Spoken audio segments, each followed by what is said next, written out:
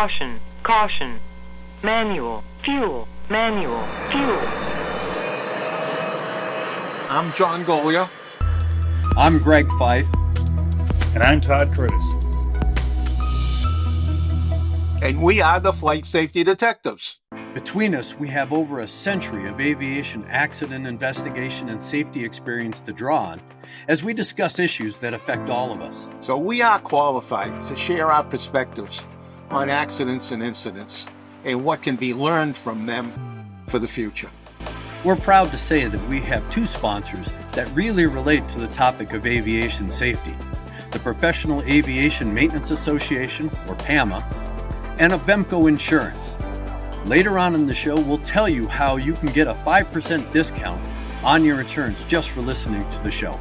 We don't just dissect the official reports. In every episode, we identify safety issues and take the mystery out of accident investigations. So maybe pilots and their planes can have safer flights ahead.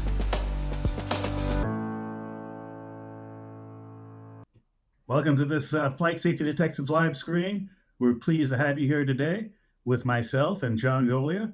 Greg Feith will be joining us shortly, and we're here to speak to you directly, take your questions and answer them fully and one would hope competently. And I'd like to thank all you Premier subscribers who are able to see the live stream. And again, we hope that what we're bringing you is going to be worth your while.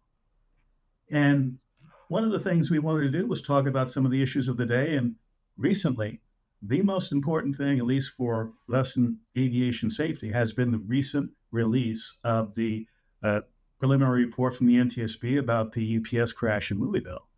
And we'd like to start off our show with a question about that. And we had a listener, Crystal, let me get this name right. Chris Strobel, 3439.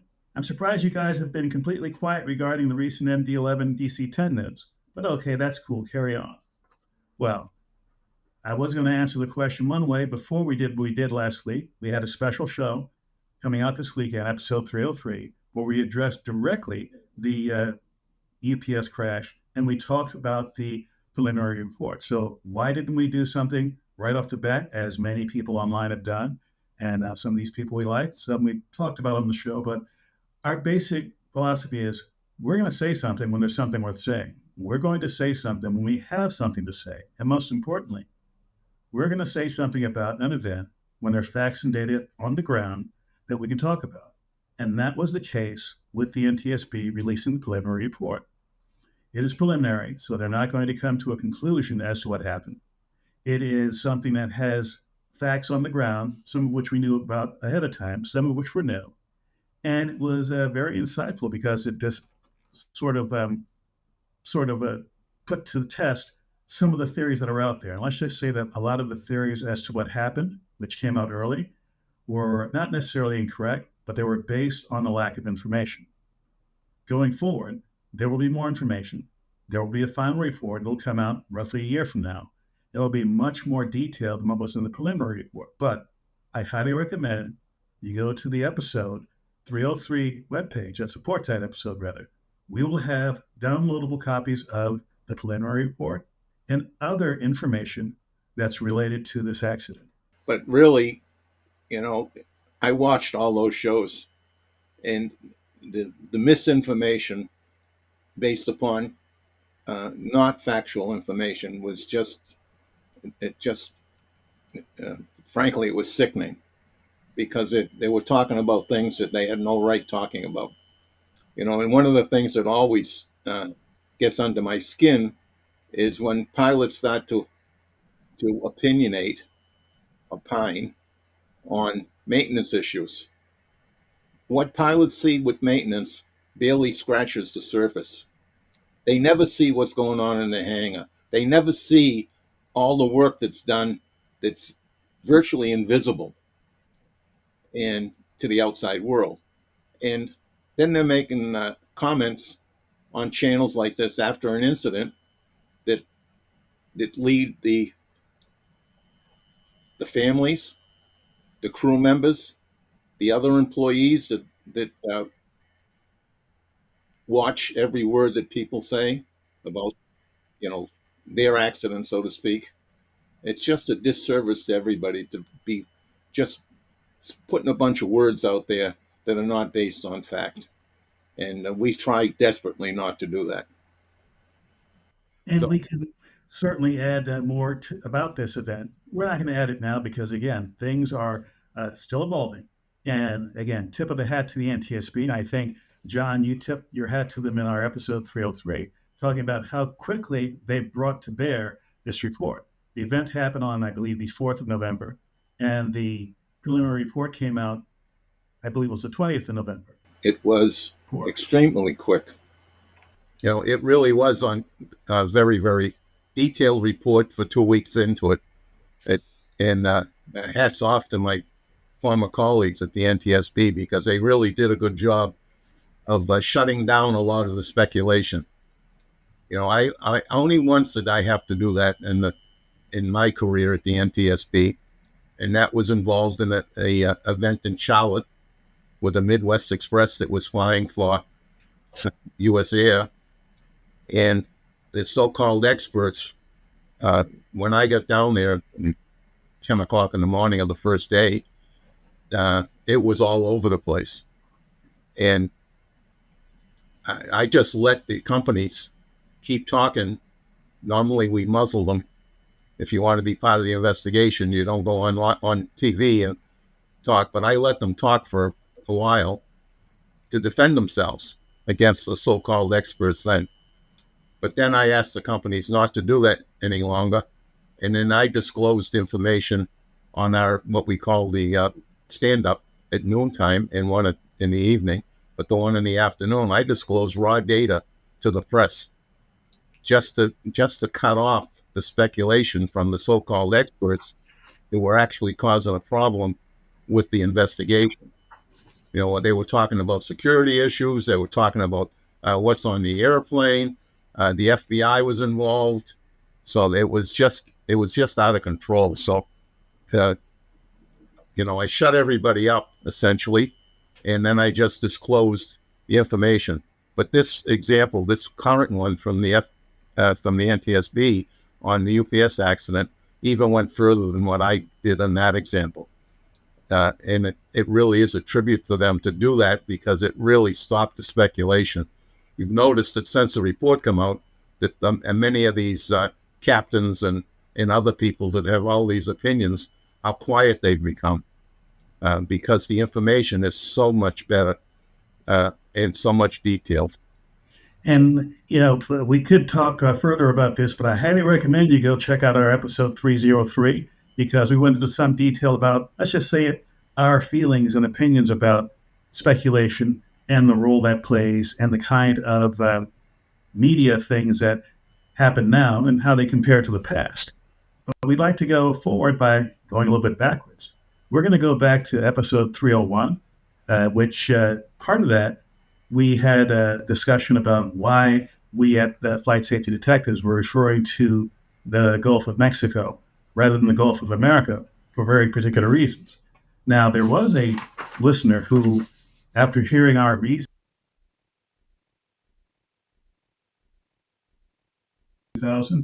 his comment was rather short. Screw Trump. Now, I look at comments from people who write to us by asking myself, what's the question I see inside of this comment? Given the conversation we had during that show, I think the question he was really trying to ask, or at least my opinion of the question he was trying to ask, is, why do politicians do political things that get in the way of aviation safety? And I will respond exactly with what I wrote on the website. So if you go to episode 301, you'll see these exact words which I wrote in response to what HAR 2000 said.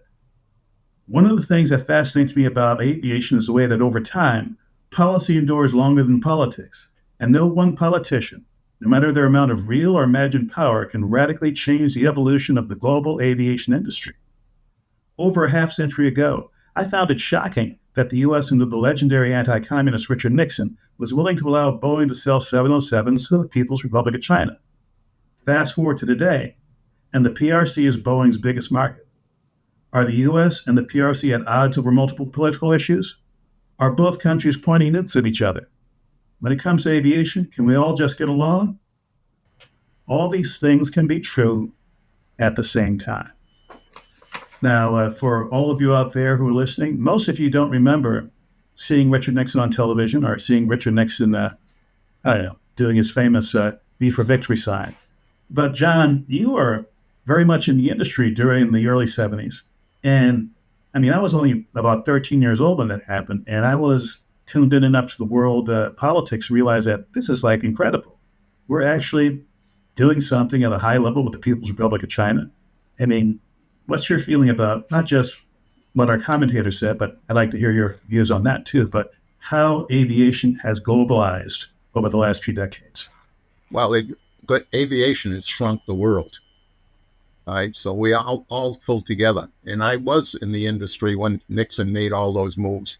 And those of us in the industry actually thought that was a great idea because it opened up all kinds of markets for the U.S. products, and mainly we were interested in aviation products that China was buying all they could have. And many of us commented at the time, and I was only a pretty young guy, but I recognized that they're going to buy our products today, but they're going to be a competitor to us tomorrow. And that's exactly what happened. But you know what? When you're buying goods and services across political lines like that, you know, it's tough to start a war.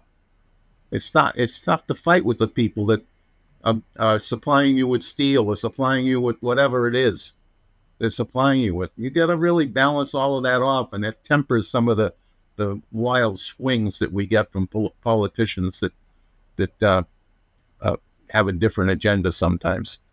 So, and I think everybody can see that today with what's going on in our country, that we got political swings all over the place.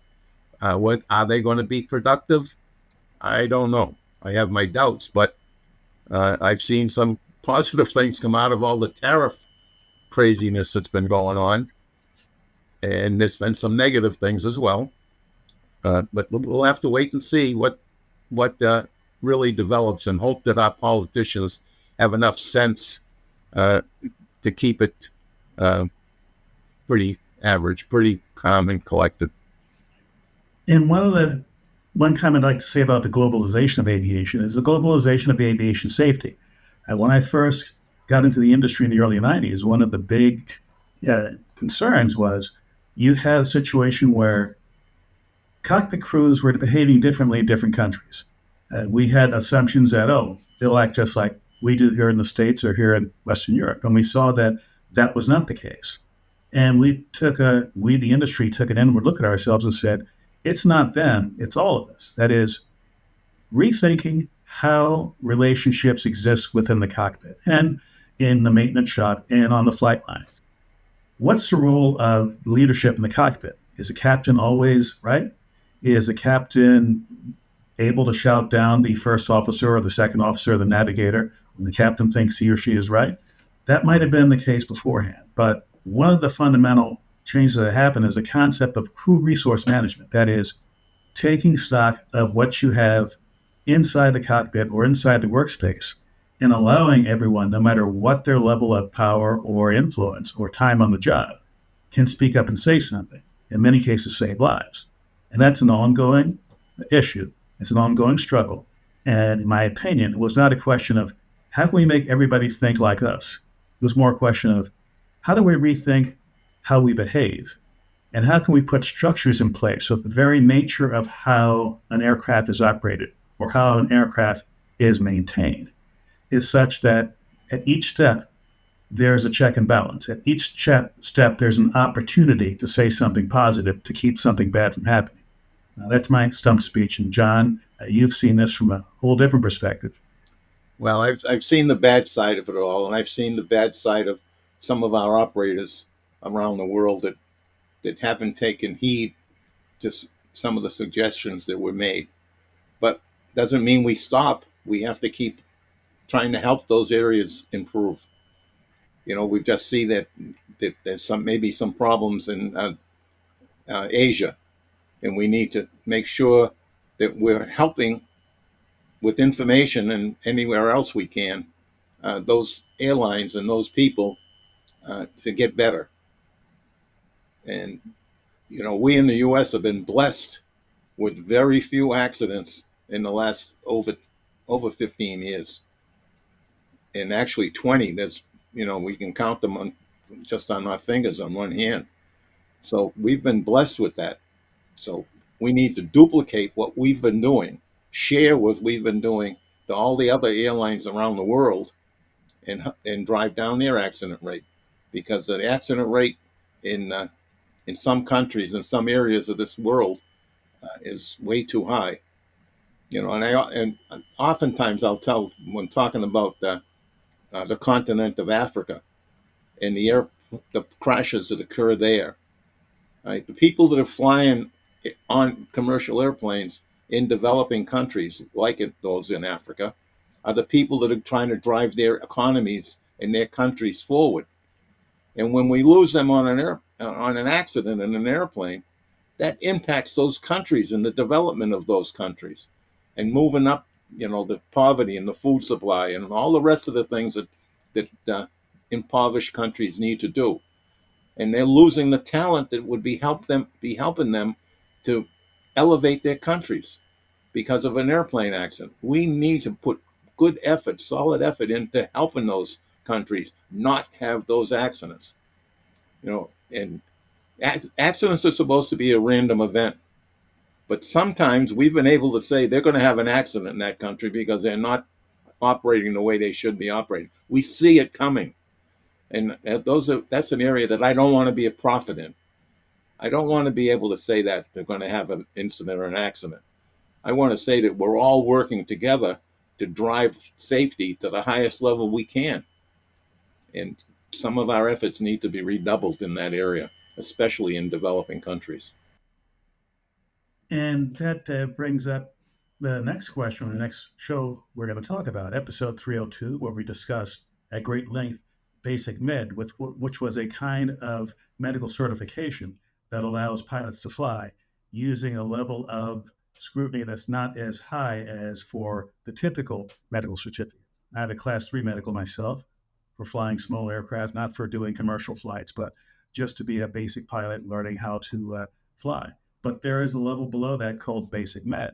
And we talked about 2 events that happened this year that involve pilots who are flying under BasicMed who are also rather advanced age.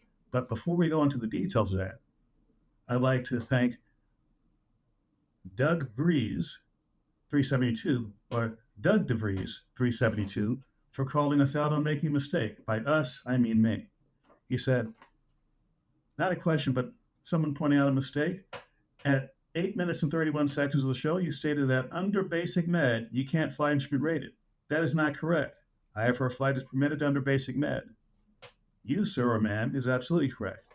I was wrong, dead wrong, and I'm here to say that when I was reading through BasicMed for the show, I looked at the restrictions of BasicMed, and I didn't look carefully enough. There is a restriction that says that under BasicMed, you can fly up to 18,000 feet above mean sea level. Why is that important? Above 18,000 feet, if you're a pilot, you have to fly under instrument flight rules, and you have to be instrument flight rated. And although BasicMed does indeed allow you to fly under IFR rules, it doesn't allow you to fly in what's called Class A or Class Alpha airspace, the airspace where the airliners fly. So my hat's off to you for pointing out my error. My apologies for making the error. But the bigger point in the show, and we didn't come to a conclusion about it because there are a lot of unknowns about those 2 accidents. They were both in the state of having a preliminary report where they didn't go into detail such as the medical conditions of the pilots. We looked not only at those preliminary reports, but at supplemental information from other sources. We found out that the pilots were age 80 and age 87. And one of the things about BasicMed, you only have to be recertified every 4 years. Whereas the certification I have and that Greg has, once you reach a certain age, you have to be certified every 2 years. So in a sense, you're doubling up the mean time between finding out something is wrong with you. And also, the medical person who certifies you under my level of certification has to be certified by the FAA, whereas any registered physician can certify you under BasicMed. So that's in a big nutshell what our issue was with Basic Med. But we have now Greg. You have shown Hey up. guys, sorry. That's what happens when you're at the airport and doing a little aviating and meeting at the same time. So, time to spare, go by air. And you are a gentleman who does not fly under Basic Med. Why not? With regard to Basic Med, the biggest issue that's come up right now is the fact that with older pilots and going on Basic Med, the examination process, there are a lot of undisclosed medical conditions and drugs. A number of accidents that I've been investigating recently have involved pilots on no-fly drugs that are flying under Basic Med. And while Basic Med does require a level of self-discipline and self-reporting, we know that that's not happening as well. So the big issue, again, is if you're going to fly, you got to be fit to fly. And the FAA does expect you to be fit to fly. Greg, over the years, you and I have both seen, while we were at the NTSB, both have seen multiple accidents every year with pilots doing, we'll call it stupid things. Flying after, a lot of them flying after drinking, some of them flying after drinking and drugging, and that included prescription drugs, and just others just taking over-the-counter stuff because, their nose is all clogged up, their sinuses are clogged up, and they overdose themselves with antihistamines to clean that up so they can fly without having their head feel like it's going to explode. But meanwhile, they've really upset their brain function. And I mean, I don't know what the FAA, what anybody can do to make people think properly. But we just do have a lot of people, pilots I'm talking about, that just don't do the right thing when they know better. And one other aspect of that, John, is going to be pilot mental health that we've talked about on this show in the past. Now you got basic people where they're basically self-policing. And if there is some sort of mental health issue, who's going to disclose it? In part, the FAA and the industry people that have been pushing for sport aviation and using your driver's license and Basic Med to fly, I mean, it's all well and good, but it requires that the people participating in that segment do the right thing. I was trying to find the right words. Do the right thing. And I don't think that's going to be universal. I think we're going to have a bunch of people behaving improperly. Well, I'll give you one more story, and then I know that Todd has other things going on as far as question and answers. But I was just recently talking to my neighbor. They were on a flight coming back from the East Coast, and about 45 minutes into the flight, they asked for anybody with medical experience on board. And the guy just happened to be sitting next to my neighbor, who was a doctor, went to the back of the airplane, was back there for quite a long time, finally came forward and sat back in his seat. My neighbor asked him if everything was okay. And they said, the guy had a seizure, passed out, they got him back, and they were going to divert. And then they decided to go on to destination. Well, of course, when they got to destination, they were waiting for the paramedics. And when my neighbor said, which guy was it? Yes, the guy that the seizure happened to, who had the medical condition, happened to be in a pilot uniform, and it kind of shocked my neighbor. And he said the guy was probably in his mid-40s. So now you take that case, because unfortunately that pilot's medical and definitely career could be in jeopardy depending on what was wrong with him.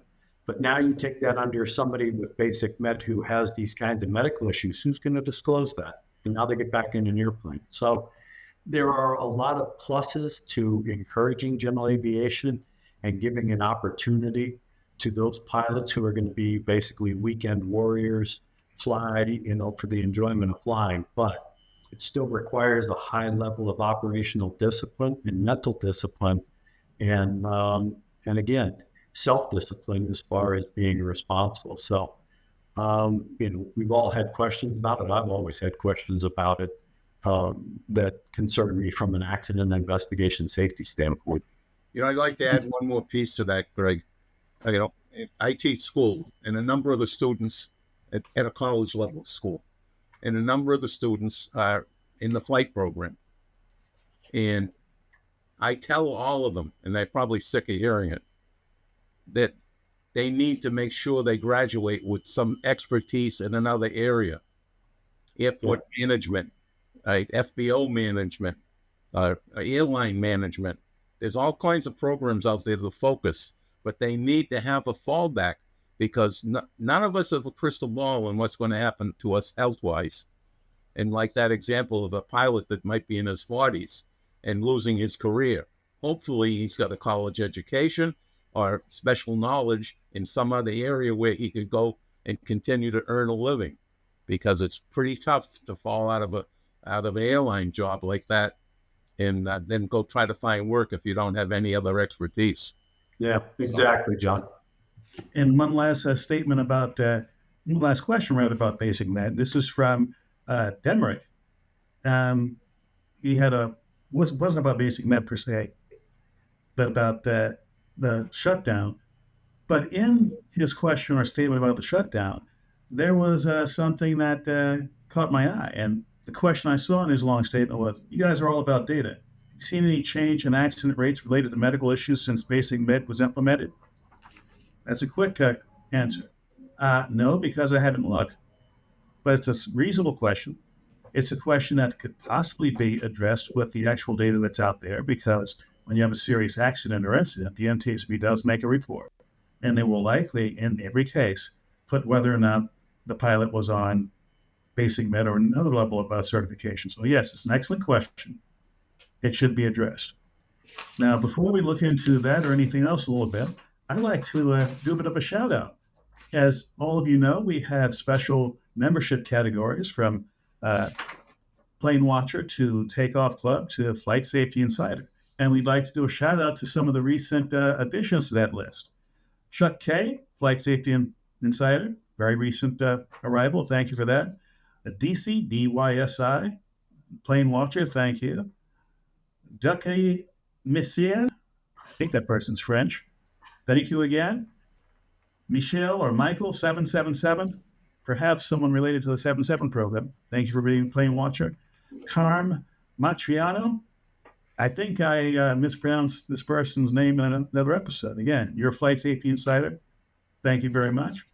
Tara Depew, Flight Safety Insider. And last but not least, David McKenzie, the most recent Takeoff Club member. So thank you very much for joining.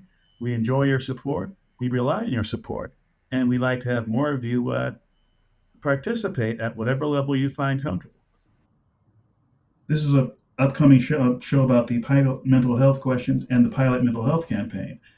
With the help of the pilot mental health campaign was a move at the Congress to change the laws when it comes to pilot mental health. And the question from Christabel 3429, with the help of the pilot mental health campaign, the House of Representatives has passed the Mental Health in Aviation Act of 2025. What happens next? Well, that's how does the U.S. Congress work when it comes to changing laws? And the expert in that is John. You have done this at a very, very high level for a number of years. You've seen a lot of bills course their way through. Yes. Right now, fortunately, this bill passed this year early. So we have more than a year for the Senate to take this bill up. Sometimes when the House passes legislation late in the term, which I'm talking with maybe May of next year, there's not enough time to move it through the Senate and get it passed into law, and then you have to start all over again. So the fortunate thing with this, what's going on this year, is that it passed early enough. It's now over in the Senate, and it's working its way through the morass over there, and all the steps it has to go through to finally come up for discussion. So it'll be in committee, and the committee's going to have to work on it. And then if it comes out of committee, then it'll go to the full Senate and they'll have to do some tweaking to it or discussion about it. So I'm happy that it came out.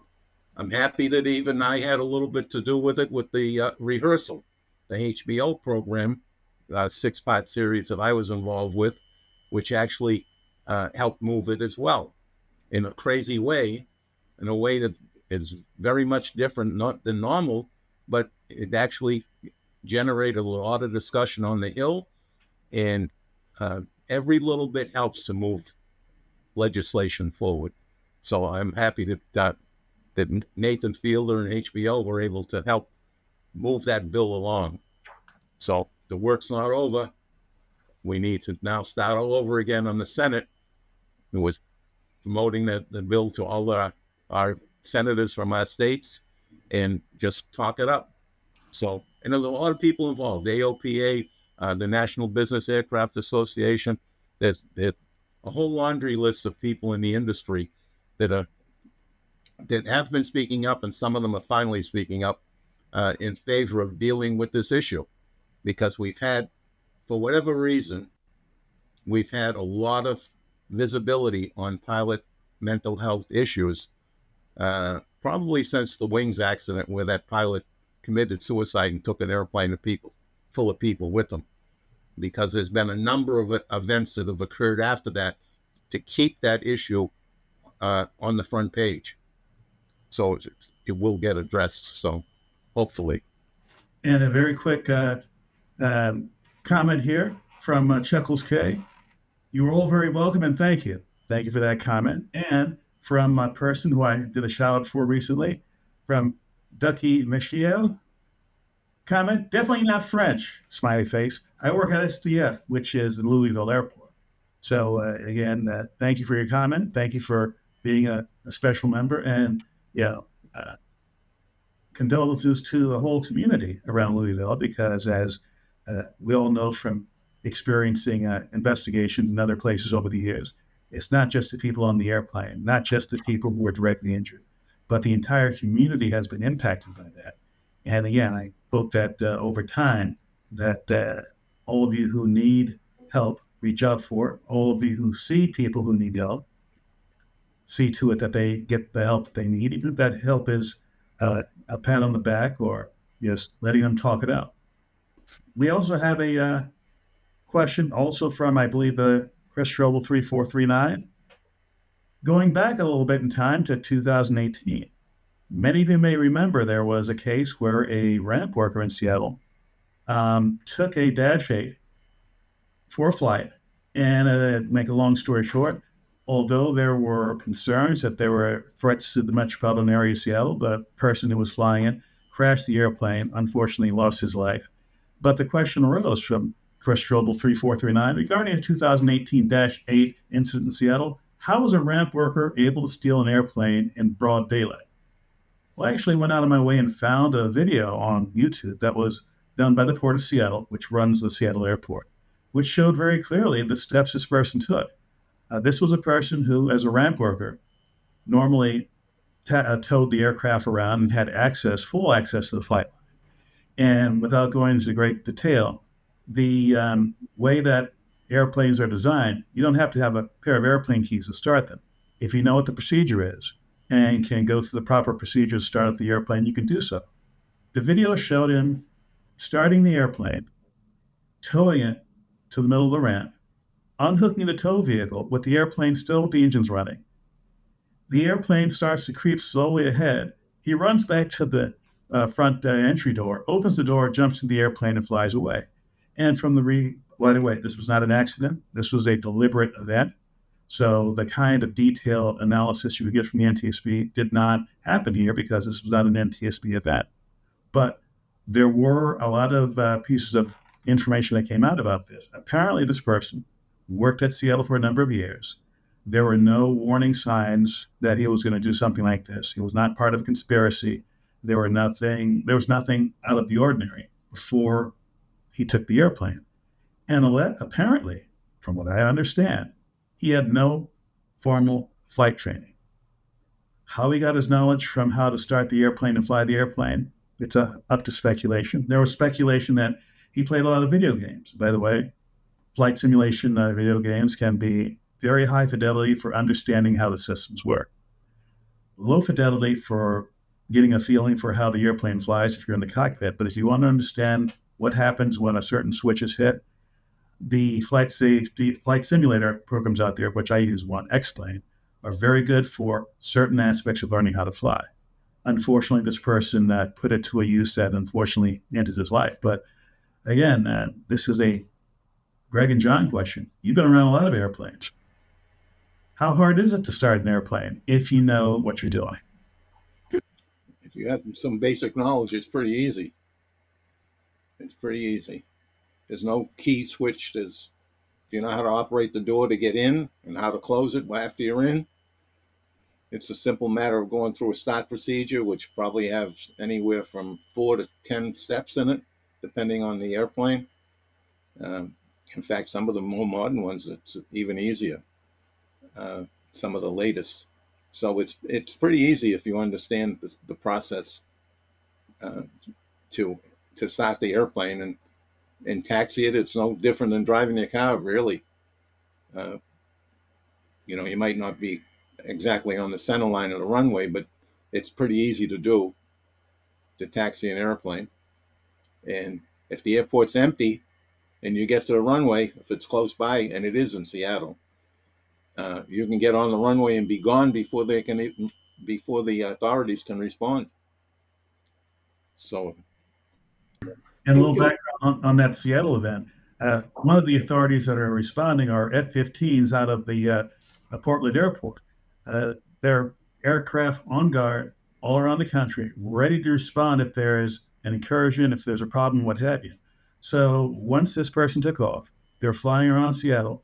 There were a lot of, if this were someone who was intent on injuring a lot of people, there were a lot of things happening in Seattle, including a big concert at the baseball stadium. And Portland, as a crow flies, is, I don't know, about 100 nautical miles, 120 nautical miles away. Even if you're going full out, firewall the engines, let's say Mach 2, and you're taking off 5 minutes after there's a notification that something's going on, it might take another 5 minutes for that airplane to get up. So by the time the airplanes got to Seattle, if the person wanted to do something, they would have been too late, is the bottom line. He narrated quite a bit, during the course of that flight. And there was a lot of talk, like you said, Todd, about, he did a lot of chair flying. It's pretty thorough as far as at least how to get the airplane airborne. Once he is airborne, and he was just out screwing around and then got to a point where he did a maneuver that took the airplane into the ground. So hopefully it gets tighter a little bit.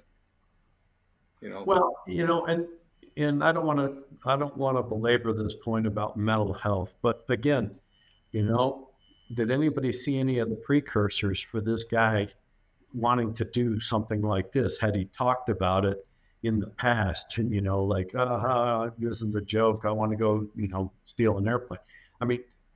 You don't just, again, I'm not a healthcare professional and a mental health professional, but, for that particular day, what triggered him to decide that was the day he was going to steal an airplane and go do what he was going to do and take himself out, versus were there other things ahead of that was either a trigger where somebody saw a change in behavior, or he was talking about it as precursor to this ultimate event.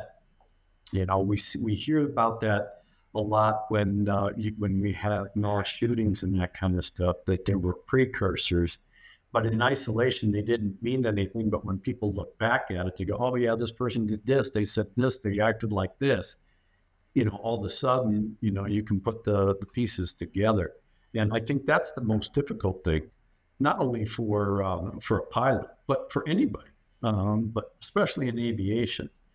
You don't know what's going to trip their trigger to change their personality or react or do what they're going to do, either in a nefarious way or just, take themselves out for whatever reason. So I think it's going to be a big issue going forward. It's going to be something that's very dynamic. that will probably be in a constant state of change, because as we learn more and learn some or use some tools to help us determine the stability of a person, you know, things will change. And I hope that, you know, with aviation stays up with it, because we You know, are safety critical position. it's been swept under the rug for too long. It's got to come out. And Yeah. and I don't know the answer to it. You know, as a society, I think we have this stigma that you don't want to be the telltale. You don't want to be the guy that calls somebody out. But when you think back of it, Greg, you and I, how many times have we heard after general business aviation accidents and general aviation accidents where other pilots will say, "I'd never fly with him. I flew Yeah. with him once. I'll never do it again." You know, the accident that happened at Hanscom, the business jet that happened at Hanscom, that killed a very wealthy person that owned the airplane, plus everybody on it. The very first thing I heard the next day when I was there, I was at Hanscom. The very next day in the FBO, I heard pilots saying, "I used to be fly with him. I stopped years ago, or I stopped last year. I'll never fly with him because he was just an accident waiting to happen." Well, it would have been nice if we had a mechanism in place where we could have processed that and not have the stigma of being, you know, I'm going to tell tales out of school. We could have saved some lives. Well, I think the NTSB has had precursor accidents like that. If you look at the King Air that crashed up in Elevant, Minnesota years ago, carrying I think it was a congressman who was on a campaign stump with his family. And, um, you know, the two pilots that were flying that, come to find out through the investigation and through interview, that they were two of the worst pilots in the company, and everybody knew it, yet nobody took any action, especially when they got paired together on an important flight like this. And so again, you know, why, I mean, the board just looked into it. This is what they said. They said it was, you know, pilot problems. They weren't coordinated. They allowed the airplane to get slow.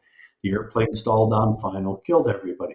But that would have been a really good opportunity to get some mental health professionals in and really dissect why everybody thought these two pilots weren't up to snuff, why they got paired together, and, you know, the deficiencies between the two that led to this catastrophic accident. So A shout out to all the people who watched. Want to thank you for showing up today. And this live show will also be a regular episode in a couple of weeks' time. So if you didn't get a chance to see it, or if you have some friends of yours who want to see us live in action, uncut and unrehearsed, we'll be showing up again in the future. And for those of you who are watching right now, we'd like you to support us every way you can. If you're watching this on YouTube, like, subscribe, share, comment, all that's good. The comments, we had a few of them today. There's some excellent comments that gives us ideas. And liking us, there's an algorithm out there that bounces us higher and higher. And perhaps we'll sort of supplant some of the people out there who are, let's just say they have a lot of traffic, but they don't have a whole lot to say. And subscribe, subscribe, subscribe. Thank you, thank you, thank you for being here. Thank you, John and Greg, for being here as well. And see us next month as well, live. And if you want to email us at flightsafetydetectives@gmail.com. We do read all of your emails, respond to a few of them, and we enjoy most of them. So thank you again. I also would like to thank everybody, and also thank our sponsor, both PAMA and Avemco. You know, it's interesting with Avemco that both Greg and Todd are customers of Avemco. We don't get any special breaks. You know, we get the 5% that you could get just by listening to us. So both Greg and I have spent some time up in Maryland, where Avemco has their offices, and watching them in action. Not only just going into the facility and talking to them, but we actually hung around for a whole day with them and watched them handling sales, handling claims, and the rest of it. And I got to tell you, I was impressed. They're really good people. They are pilots themselves. They have a simulator in the office, in the building, that they fly, and it's just really a wonderful customer service because of the understanding and the hands-on that they have with aviation. So that's not even part of the commercial. That's just my observation about Avemco and the way they handle themselves and handle their customers. And time is up for me, and I'll say goodbye to everybody. Thank you again, and please join up with us.